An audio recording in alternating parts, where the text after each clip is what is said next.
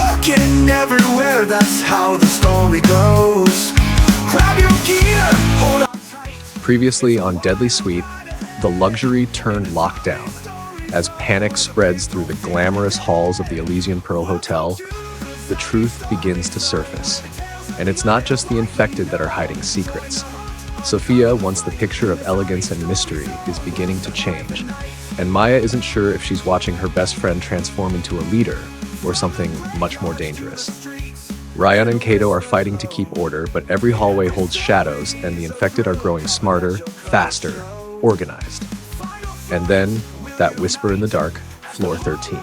Coming up next.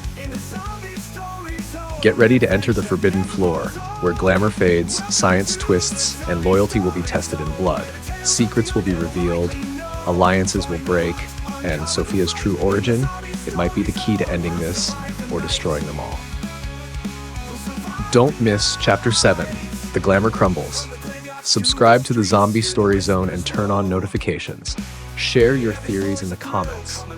What's really happening beneath the hotel? Flight will unite as the horror unfolds in the zombie story zone. Adventure never goes on. Welcome to the zombie story. The ballroom was once a fantasy. Champagne towers sparkled under gold chandeliers, violins danced with laughter, and every guest floated in silk, satin, or sin. For a moment, life had felt like a dream at the Elysian Pearl.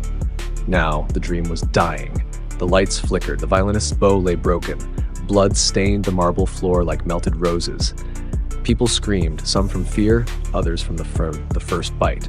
Maya ducked behind a tipped cocktail bar, breathing hard, her deep emerald gown clinging to her sweat-soaked skin. Beside her, Tyler lay bleeding from the shoulder like teeth marks sinking into his collar. Zara ripped the fabric to check the wound, her velvet dress streaked with blood, her hands shaking.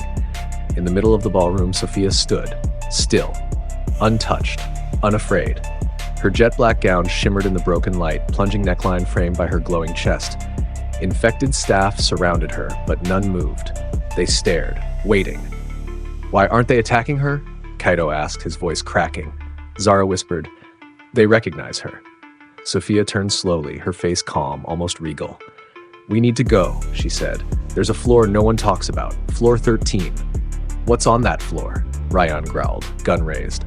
"Truth," Sophia replied, "and answers none of you are ready for." The group moved quickly. Kaito hacked the elevator, fingers flying. Rayon kicked open doors. Guests cried behind locked rooms as chaos flooded the corridors. But Maya couldn't take her eyes off Sophia. The way the infected obeyed her. The way her body didn't shake like theirs. The way her chest pulsed with light. As the last of the ballroom's lights died, Sophia turned to Maya, her voice softer now. "I didn't ask for this," she said, "but I'm the only one who can end it." And in that moment, surrounded by blood, broken glass, and beautiful ruins, Maya realized the scariest thing in the hotel wasn't the infected. It was Sophia. Silence returned, but it was the wrong kind of silence, the kind that pressed against your skin like cold hands. The survivors had escaped the ballroom through a hidden corridor used by staff, narrow, dark, and lined with forgotten portraits. Rayon led the way, pistol ready. Maya carried a flashlight. Behind them, Sophia, Kato, Tyler, Ely, and a pale, barely conscious Zara. "The elevator won't respond to keycards," Rayon said. "The only way to access floor 13 is through the maintenance shaft." "Wait," Eli interrupted. "That floor doesn't exist." "It does," Sophia said softly. "I saw it in the mirror. I felt it." With Kaito's help, they pried open an old freight elevator in the service wing. The metal groaned as it descended past the visible floors and stopped between 12 and 14. There it was, a smooth, unmarked black door. No lights, no number. Floor 13. They stepped into a corridor that smelled of antiseptic and something rotting beneath it. The lights buzzed overhead, flickering in unnatural rhythms. Walls were lined with surveillance screens, many of them showing footage of themselves. Tyler stared at one of the screens. "They've been watching us the whole time." Luna appeared from the shadows, calm, barefoot, her white dress now stained. "Welcome to the real Pearl," she whispered. "This was never a hotel, it was a trial." Kaito accessed a terminal. Files opened, labeled with names: Sophia Morel, Tyler Chase, Maya Lopez, even Prince Julian. Subject profiles. Compatibility, viral sensitivity, behavioral influence. This wasn't a luxury escape, Kaito said. It was a psychological experiment to study how the elite respond under viral exposure. But why me? Sophia asked. A soft female voice echoed from the walls. Not Luna's. A recording.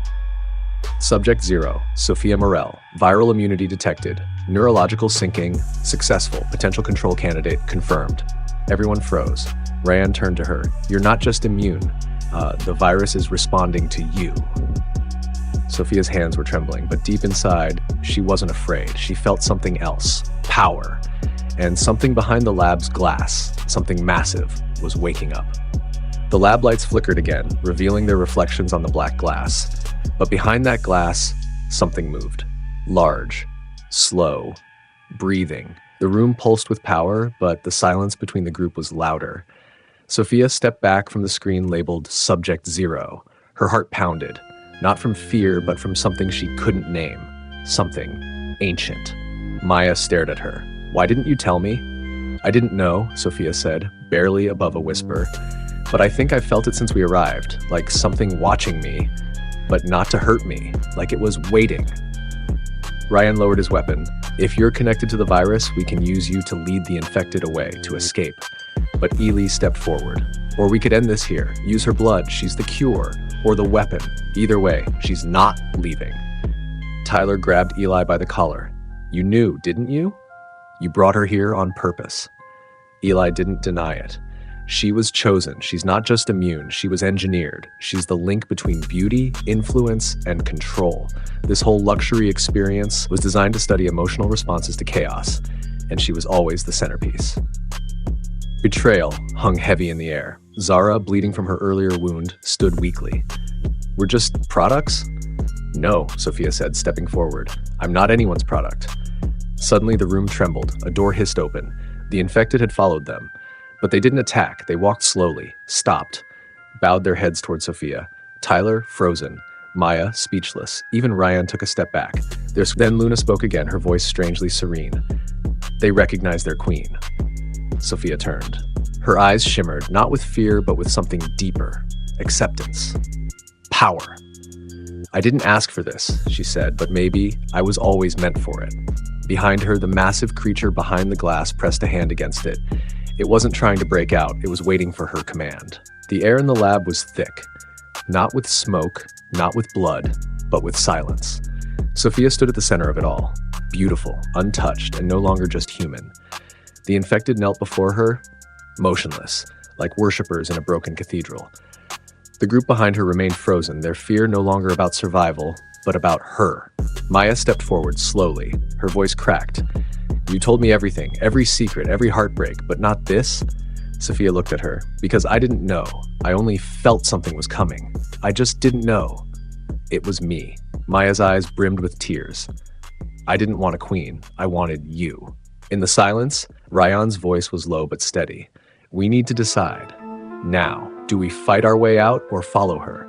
Tyler looked between them. She saved us, more than once. But we all saw it. Those things obey her. That's not survival. That's control.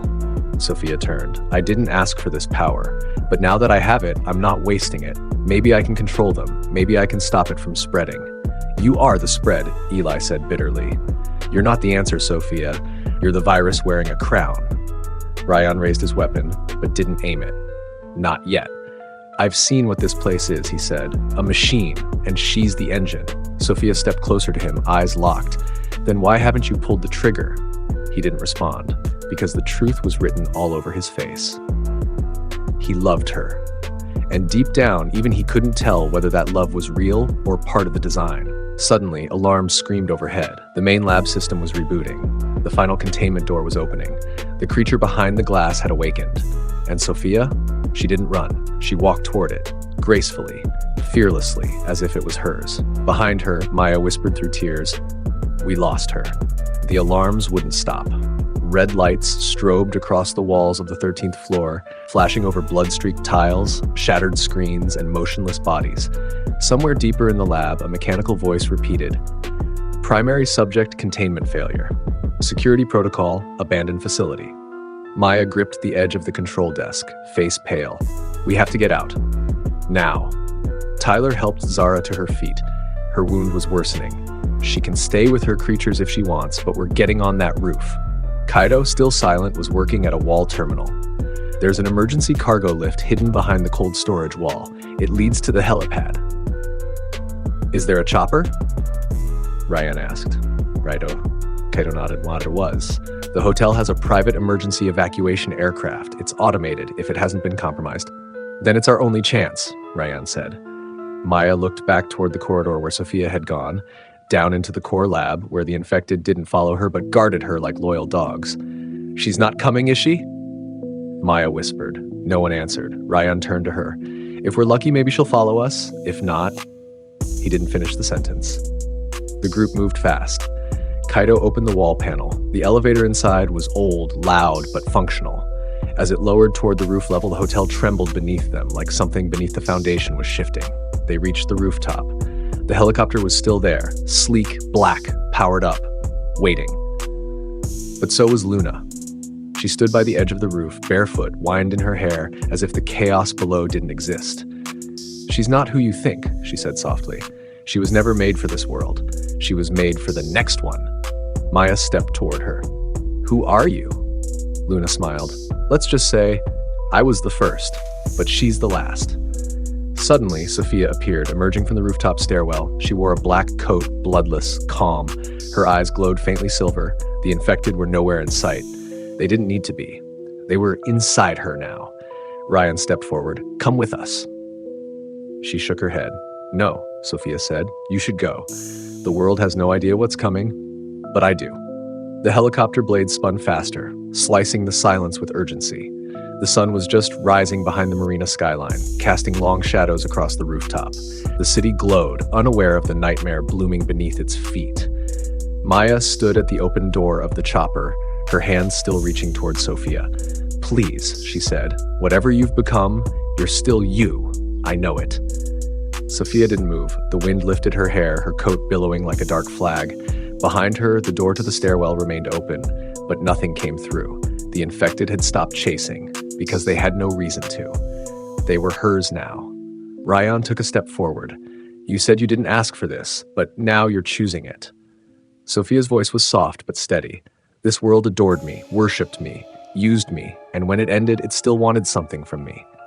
She looked at Maya, her eyes glowing faint silver, but her voice cracked with real pain. You were the only one who ever loved me without needing anything back. Maya stepped closer. Then come with me. We'll run. We'll disappear. Sophia smiled, bittersweet. I can't run from what I am anymore. Behind her, the lights across the hotel began to flicker back to life, but not as before. The entire Elysian Pearl shimmered now, almost breathing. It was no longer a building, it was something alive. Kaito called from the chopper. We have to go. Now. Ryan pulled Maya in. Tyler started the liftoff sequence. As the helicopter rose, Maya kept her eyes locked on Sophia's. And then, just before they cleared the rooftop, Sophia raised her hand. Not to wave goodbye, but to command. The hotel lit up. Doors opened. Dozens of infected emerged. Calm, organized, almost elegant. They stood like soldiers at attention, facing the rising sun. Sophia turned to them. Her voice echoed across the marble. We are no longer hiding. Let the world come to us. The Elysian Pearl was no longer a sanctuary. It was a throne, and its queen had awakened. The end.